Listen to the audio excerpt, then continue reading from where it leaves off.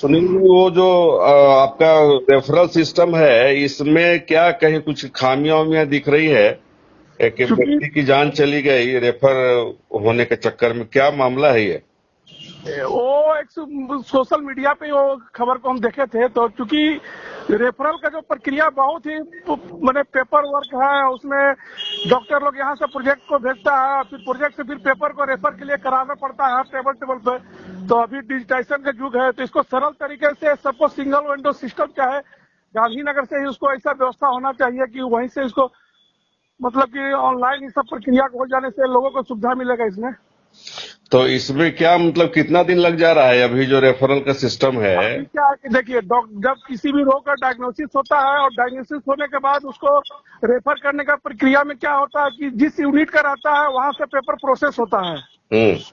वहां से होगा, फिर आपका यूनिट हेड करेगा, उसके बाद एरिया हॉस्पिटल करता है, फिर एफएम की यहाँ जाएगा, उसके बाद एरिया ये जीएम का होते हुए फिर यहाँ हम लोग गांधीनगर में जमा करते हैं। जी और उसके बाद फिर बोर्ड बैठता है, बोर्ड बैठने के बाद फिर उसका सैंक्शन वगैरह निकलता है। जी।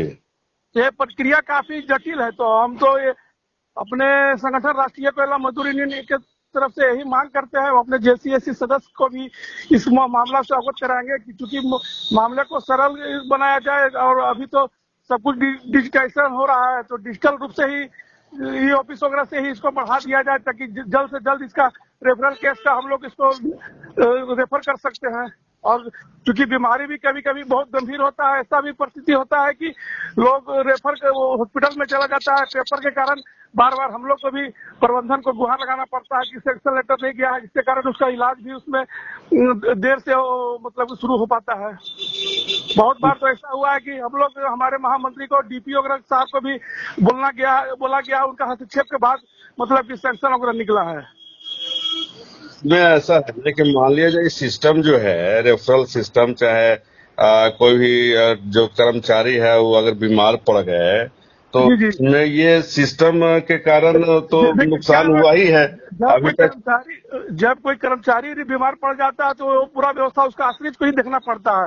जी और आश्रित को उतना जानकारी रहता नहीं है सिस्टम का। जी। यहाँ तक बहुत से कर्मचारी को भी पूरा सिस्टम का नहीं जानकारी है, तो आश्रित को कितना होगा। लेकिन इसलिए इस टाइप का जो भी रेफरल केसेज होता है उसको इमीडिएट प्रबंधन अपने आप से ही मैंने ई ऑफिस की तरफ से जिस तरह हम लोग को बढ़ता है ना, उसी तरह इसमें भी सुधार होना चाहिए और स्वतः इसको संज्ञान लेकर रेफर कर देना चाहिए।